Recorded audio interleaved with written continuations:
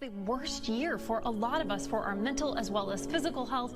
So joining us this morning is best-selling author, coach, and fitness expert, Lisa Goldenthal. Hello and welcome. I'm Lisa G, your host.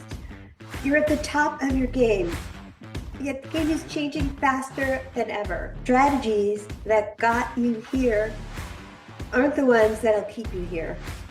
The pressure is relentless, and the fear of obsolescence looms large.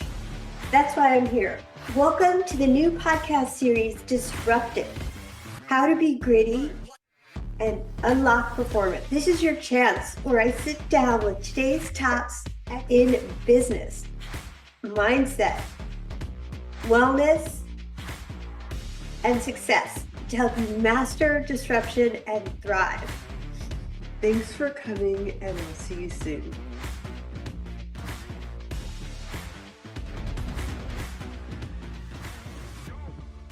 He's an expert in digital marketing trends to optimize business strategies, establish high-performing teams, and build a sustainable company culture.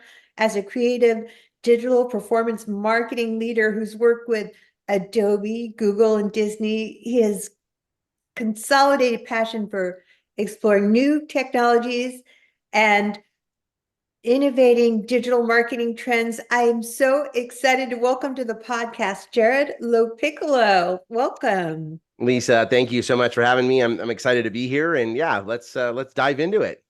All right. Well, let's start with a little bit impressed. You've worked with impressive brands like Google, Disney, Adobe. What can you tell us that's made you so successful with business leadership? Yeah, I think, when you look back at anyone's sort of personal journey, what you find is when they're the most successful is when they connect with other people, right? And when they bring their whole selves. I love the WholeCEO. When you bring your whole self there and they're vulnerable and you're working towards a goal together, but when you connect as just humans. And I think that that's one of the things I always love about myself and what I bring to sort of any of these interactions is really to try to create a deep, meaningful connection. And I do that with our clients. I do that with our partners.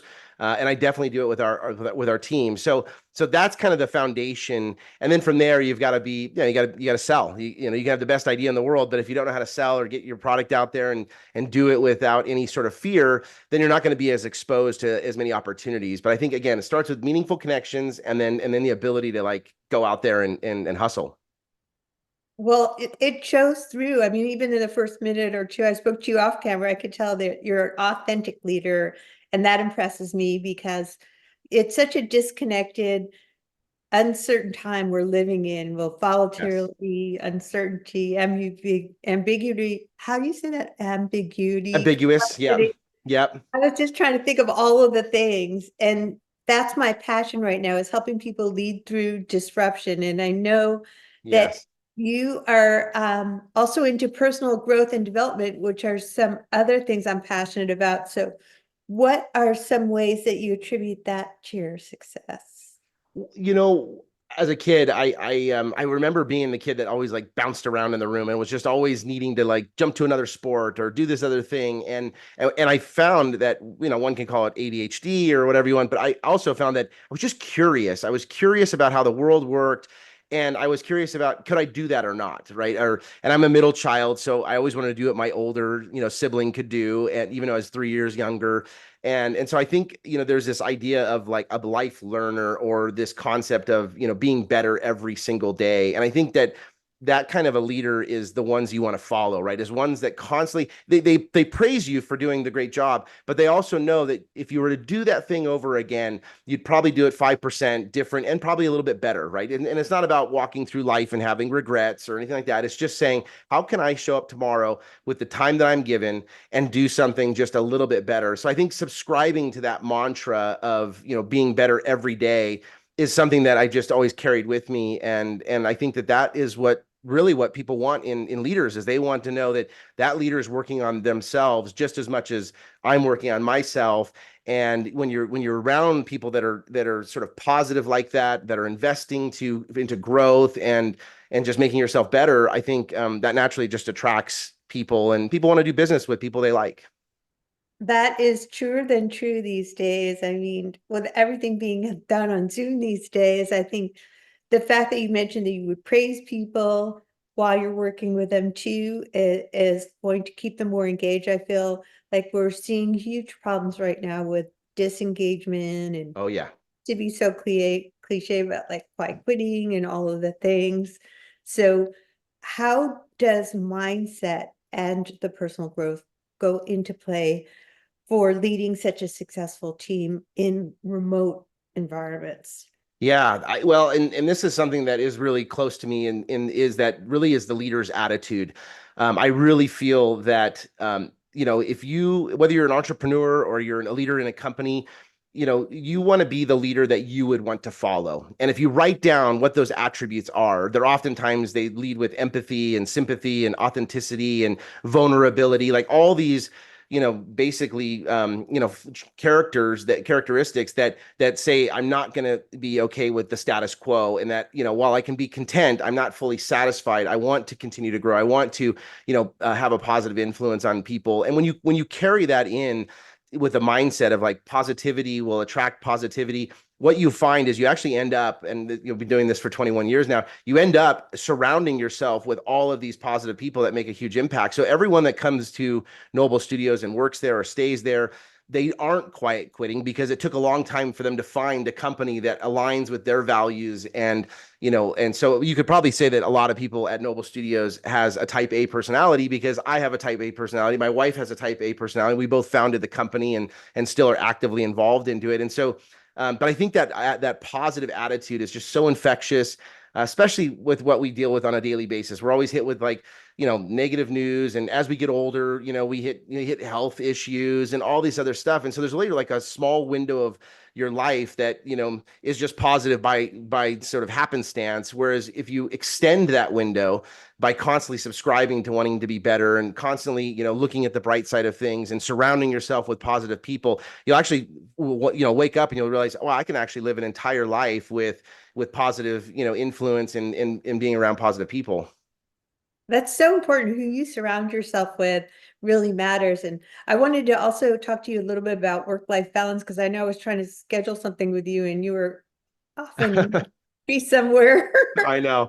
And how do you, with all those big clients and a big company, how do you find that work-life integration? Because I know some people say it doesn't exist. Does it exist? It does. It does. It really does. It's not easy to find, but it exists. And I'll tell you, there's a great story. It's about 5 years into our entrepreneurial journey, and this happens with almost every entrepreneur that I know, where you have this moment where you have to decide: am I going to be and stay as a tradesperson, or am I going to elevate and become a business person?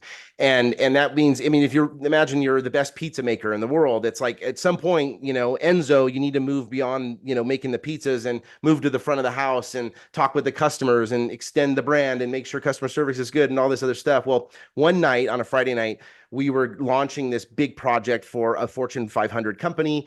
And my wife, she went to go pick up the kids, comes back, and we're like, okay, let's go down. We're gonna go see this tree lighting ceremony where Santa comes down and lights up all the the town and stuff. And I said, I can't go, and I'm sorry, work is more important. We have this, and she turned around and walked out, and I had like my heart in my hands, and the team is like, what are you doing, Jarrod? It's Friday night, it's 5 o'clock, like we'll handle this. You go.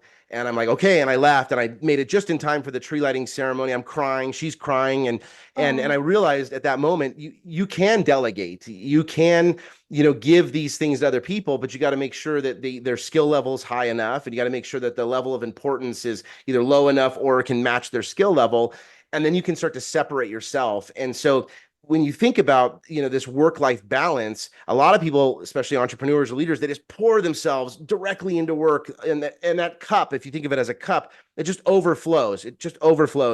And I think you need to look at your life in all the different cups. You have a work cup, and you have a hobbies cup, and you have a health cup, and a mental cup, and a financial cup, and a friend's cup, and a family cup, and you got all those. And the goal would be that you wake up one day and each one of those is equally filled. And when you have to pour more into one, like last year, we had a cancer situation in the family, and luckily it's all resolved. but Wow. we poured everything into the family cup. I mean, it was overflowing, and the work cup was very much depleted.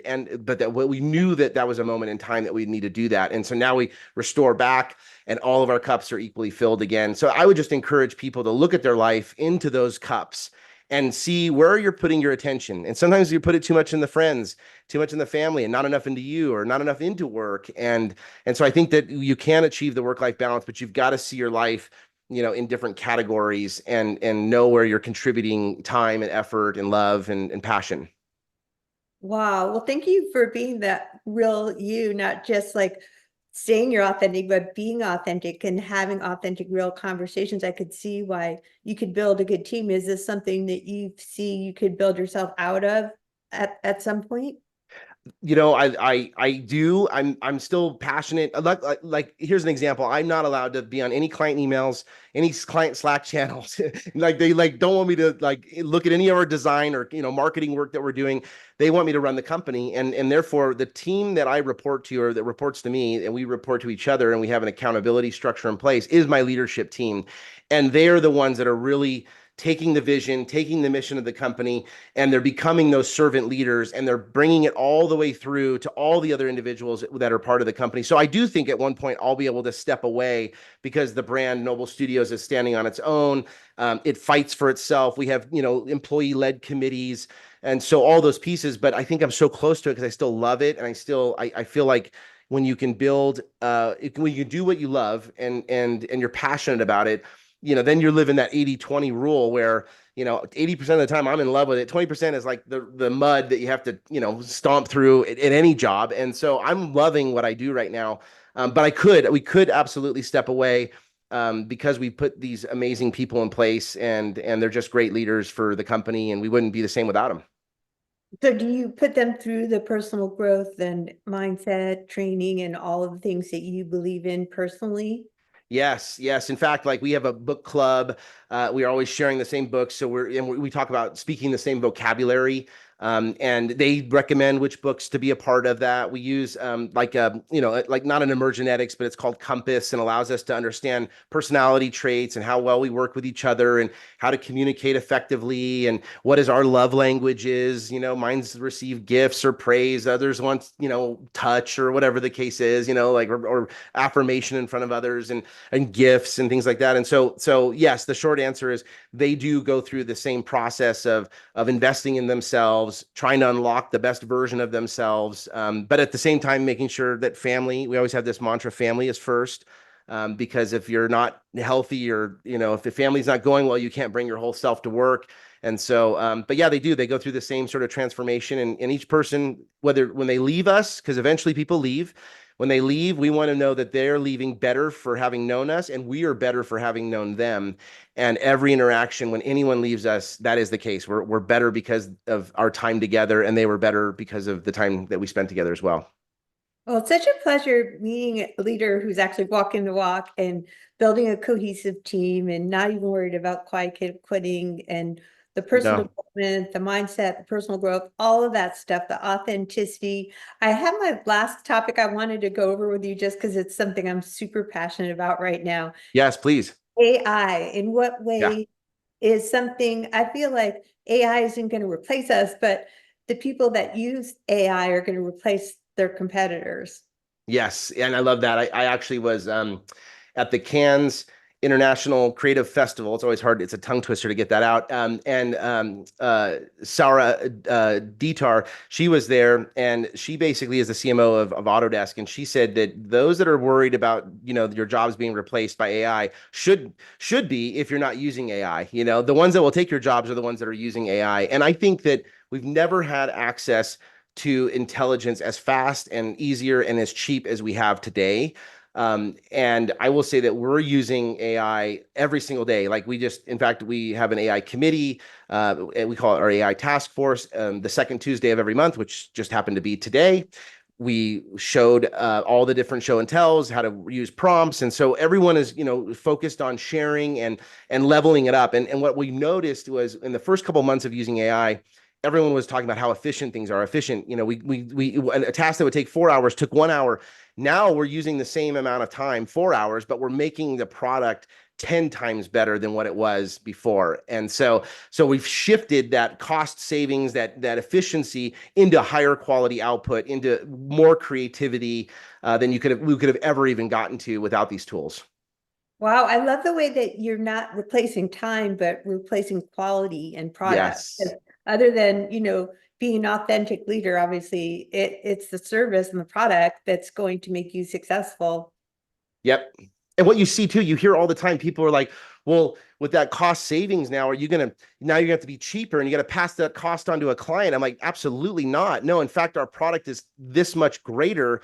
And we've been able to show them 6 different examples versus 3 this time. We've been able to even be more strategic. We were able to do more research.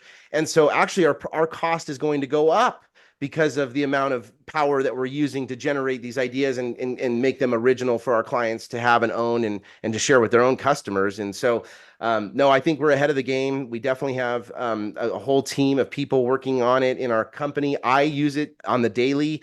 I'm a Google Pixel guy. I've downloaded I'm basically the newest Pixel phone. I'm using Gemini, like breaking it as much as I can. Copilot with Microsoft, I'm breaking it with trying to push as many tasks through it as possible. And so we're just excited. It's a fun time in the industry right now for us. Oh, for me too. I'm passionate about the newness of the whole thing. Yes. And just, going back and forth, am I talking to Chat GPT or Claude or Yep. Gemini? But thank you for an amazing conversation. Where can people find you at Noble Studios? Yes, thank you for asking, Lisa. I'm on LinkedIn quite a bit. I'm constantly doing, posts and thought leadership on there. So I would just say, send me a direct message. I always just ask, don't sell me anything at the very beginning. Let's actually have a human to human conversation and talk about what you offer, what I offer, but don't sell me anything, because I don't want to, I'm not reaching out to sell you anything either, but let's just have a regular conversation like people, and guarantee you we will find an authentic connection, some sort of a meaningful connection that we share. So go to LinkedIn and check me out there. Well, I, for one, am going to do that. Thanks for being a fantastic guest, Jarrod. Lisa, thank you so much. I appreciate being on the show.